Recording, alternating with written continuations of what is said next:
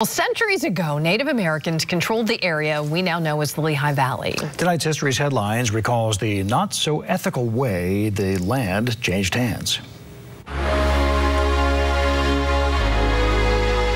History books call it the walking purchase.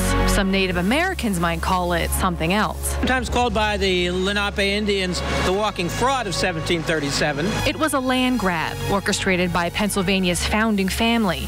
Not William Penn. He had forged a friendly relationship with the Lenape tribe, also known as the Delaware Indians. He felt that they had to be dealt with fairly.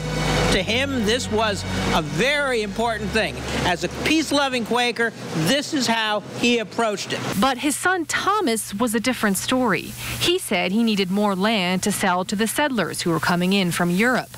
So he claimed he found an old treaty that said the Penn family was entitled to land north of the Tehican Creek along the Delaware River. According to the distance a person can walk in a day. At first, the Native Americans agreed. Their envision of a walk was very different than what Thomas Penn might have thought it was a walk. To the Lenape, a walk was you went a while, you stopped and had a smoke, you went a while further, you maybe were hunting some squirrels, you did a few other things, and that was a slow walk.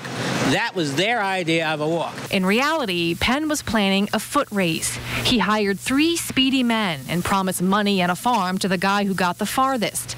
The 3 set out from Wrightstown in Bucks County on September 19, 1737, and quickly eclipsed the Native Americans. And it soon became very clear to them that this was not what they had been hoping for.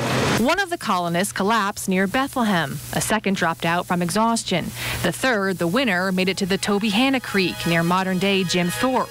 He had covered about 62 miles. The Penn family compounded the swindle with creative boundary setting, using the walk to claim possession of what's now the Lehigh Valley.